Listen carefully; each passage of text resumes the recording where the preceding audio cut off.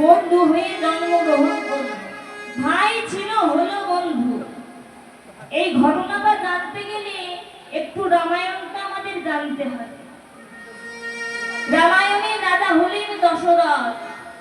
দশরথের 4 পুত্র, রাম, লক্ষ্মণ, ভরত, শত্রুঘ্ন। এবার দশরথের 3টি ছিল প্রধান স্ত্রী, কৌশল্যা, কইকেয়ী আর সুমিত্রা। রাজা দশরথ আর ওই কৌশল্যার পুত্র হলো রাম। রাজা দশরথ আর কইকেয়ীর পুত্র হলো ভরত। রাজা দশরথ আর সুমিত্রার পুত্র হলো লক্ষ্মণ আর শত্রুঘ্ন। এই রানীদের মধ্যেও কিন্তু বাবা অগাধ ভালোবাসা ছিল। কিন্তু বাবা এই যে রানীর মধ্যে যে দ্বন্দ্বটা লেগেছিল কইকেয়ী আর কৌশল্যার মধ্যে, এই দ্বন্দ্বটা কিন্তু আগে ছিল না।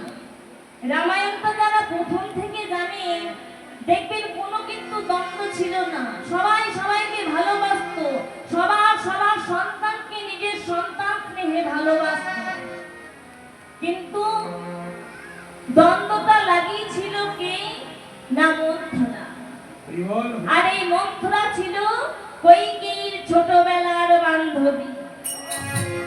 রাজা দশরথ মনে মনে চিন্তা করছেন, দিনে দিনে বয়স বাড়ছে, না জানি কোন দিন ওই ভবপারের ডাক এসে যাবে।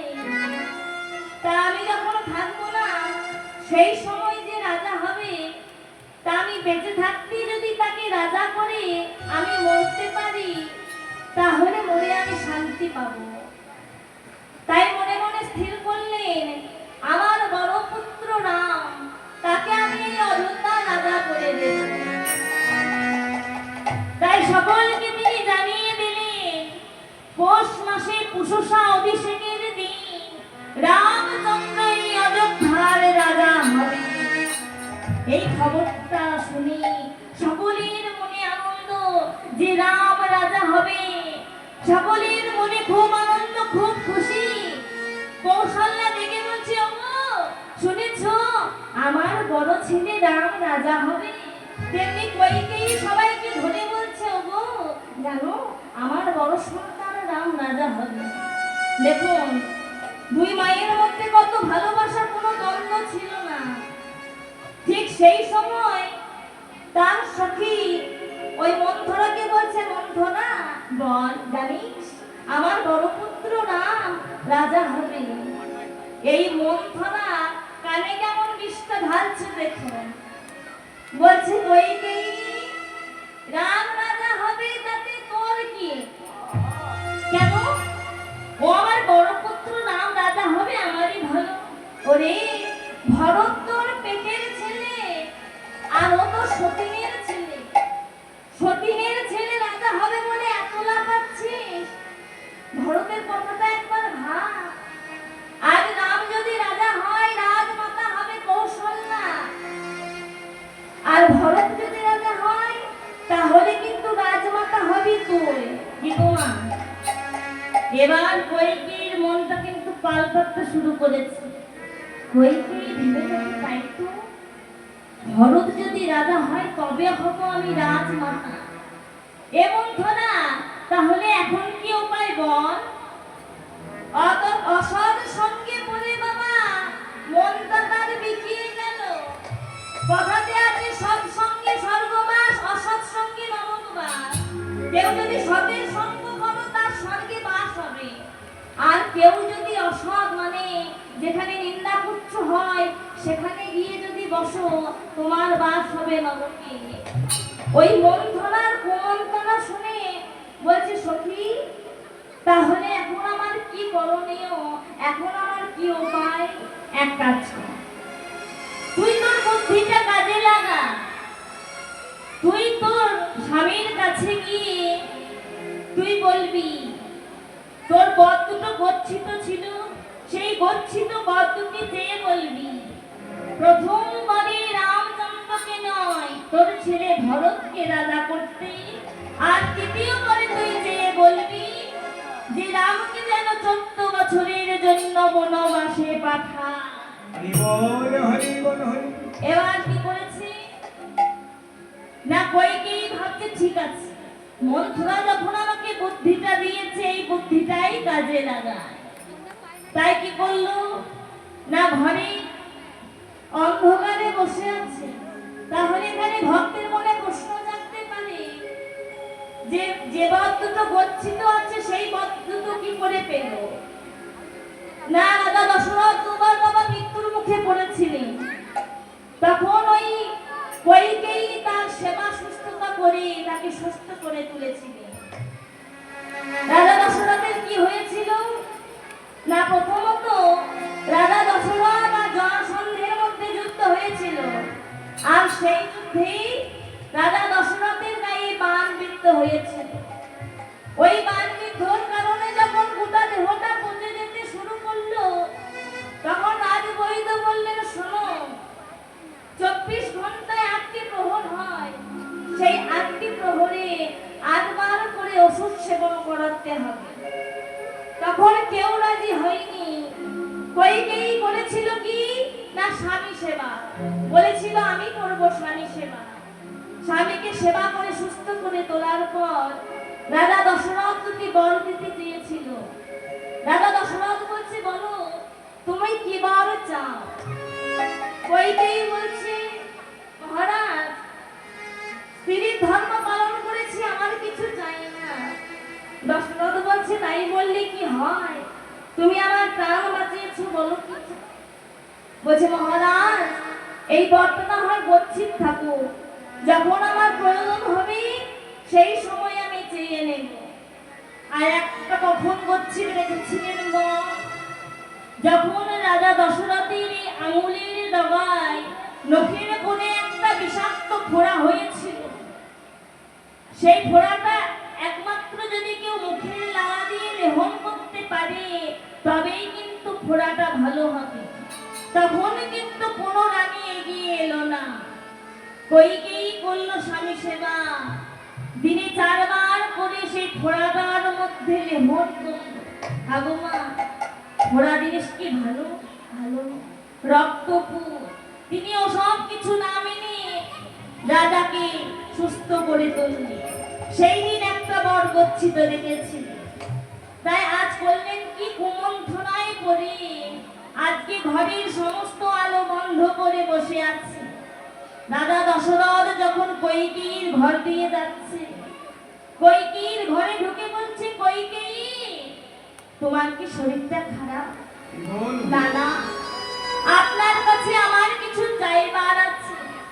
বলো তুমি কি চাও? আমার মনে বড় আনন্দ, আমার প্রাণের প্রিয় রাম রাজা হবে, আজ তুমি যা চাইবে তোমায় তাই দেবে।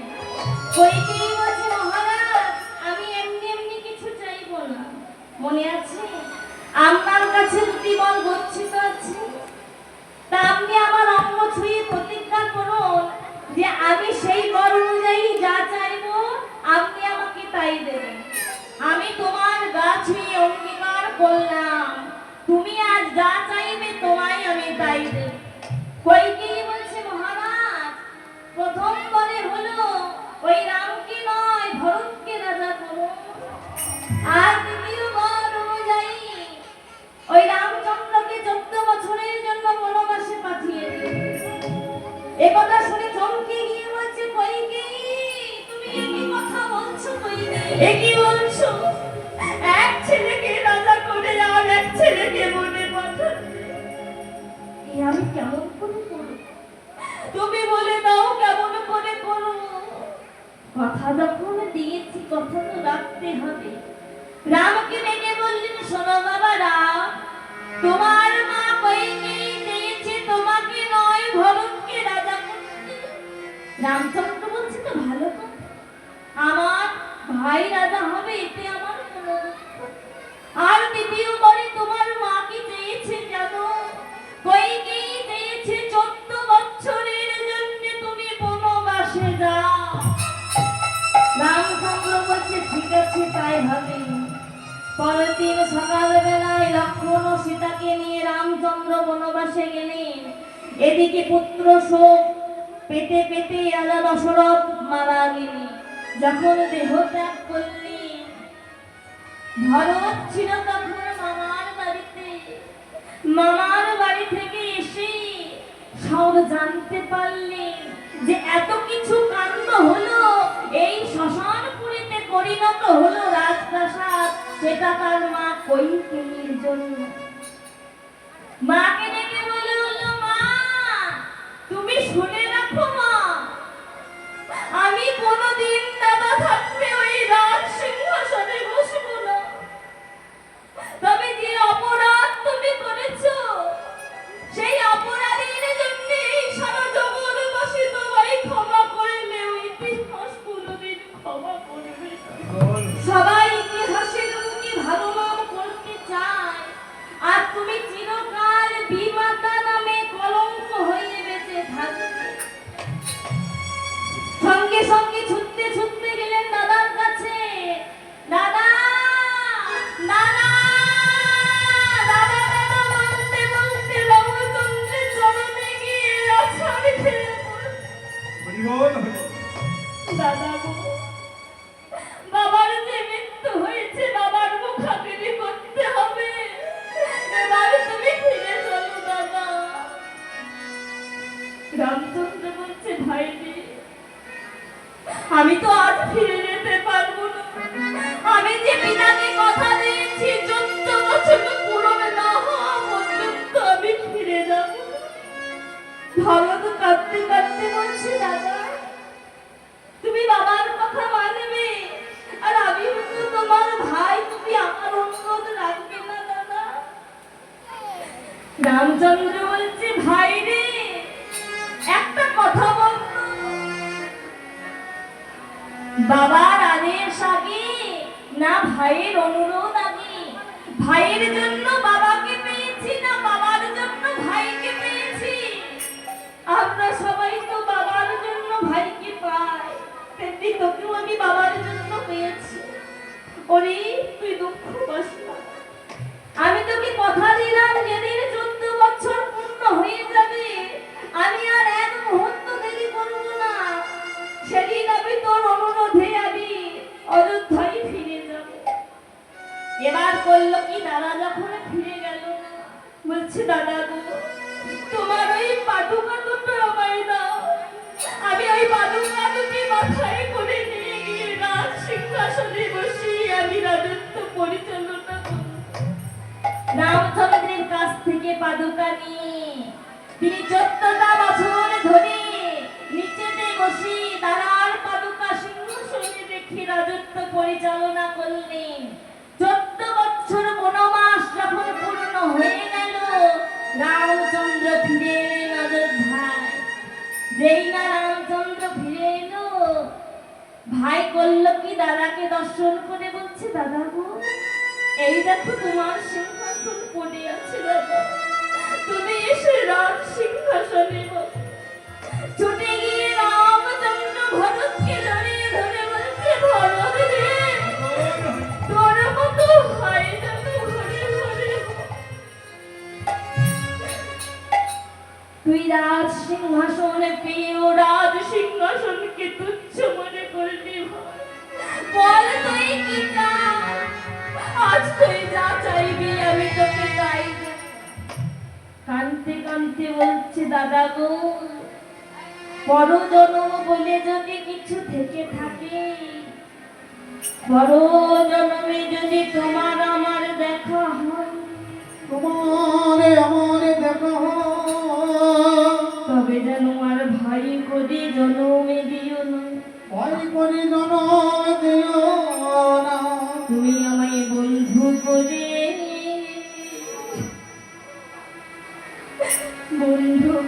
জন্ম দিও।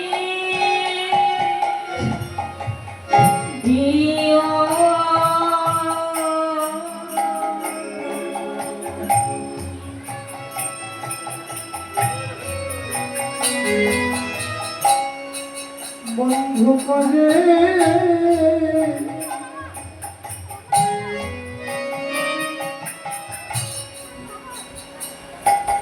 আমায় জনম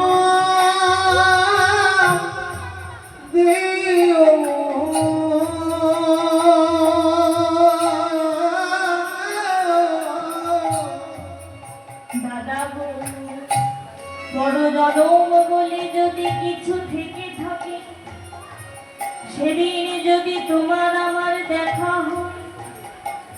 সেদিন যেন আর ভাই করে জন্ম দিও না, কারণ তুমি সেদিন ভাতৃত্বের দোহাই দিয়ে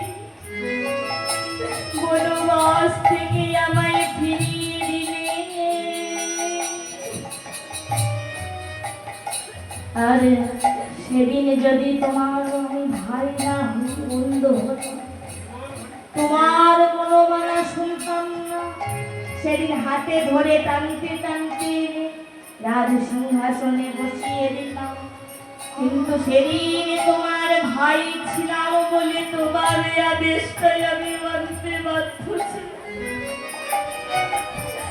তাই বলি দাদা গো, পরজন্মে বলে যদি কিছু হয়, সেই জন্মে যেন আমার ভাই খোঁজে যেন বন্ধু খোঁজে।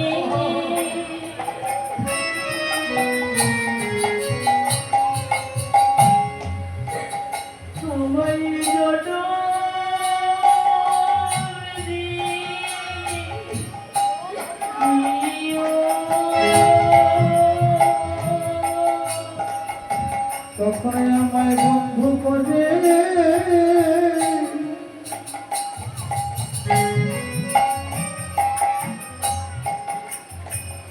আমায় দিও। আমি আর কিছু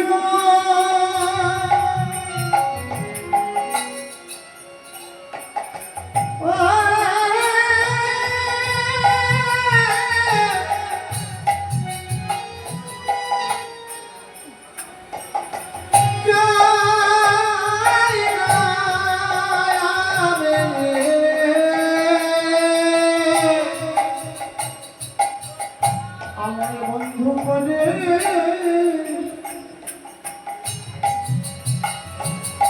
আমি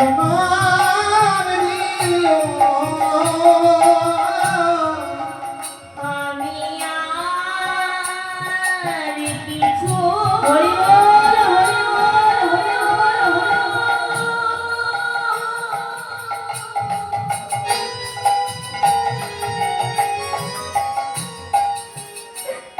আমি চাই না, না, না।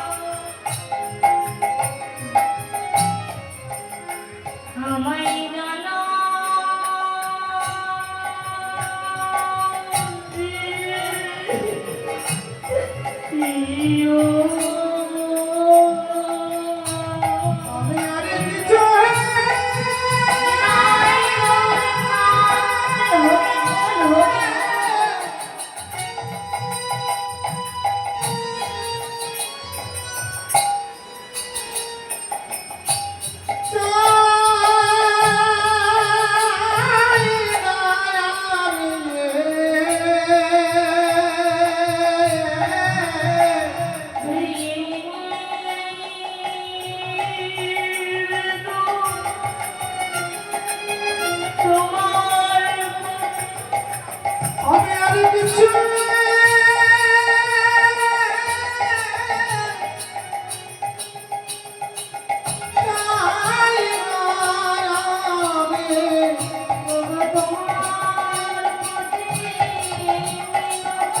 আর কিছু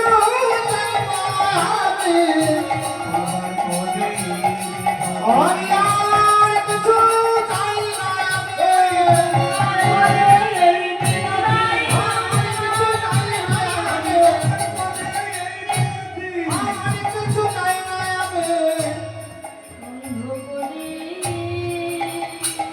অভয় জনাব দিও। বলছি দাদা গো, সেদিন যখন তোমাকে আনতে গিয়েছিলাম তুমি আসনি, বলেছিলে বাবা আগে ভাই করি। তা সেদিন যদি আমি তোমার ভাই না হয়ে বন্ধু হতাম, তোমার নিষেধ আমি শুনতাম না, তোমাকে হাত ধরে টানতে টানতে নিয়ে এসে সিংহাসনে বসাতাম। না বাবু, তাই পরজন্ম বলে যদি কিছু থাকে, সেই জন্মে আর তোমার ভাই করে নয়, আমায় বন্ধু করে জন্ম দিল। তাই সেই ত্রেতা যুগের ভরত দাপরে হলো কৃষ্ণের পরম বন্ধু সুধামা। এই সুধামার জন্ম হলো কবে? না উত্থান একাদশীর দিন।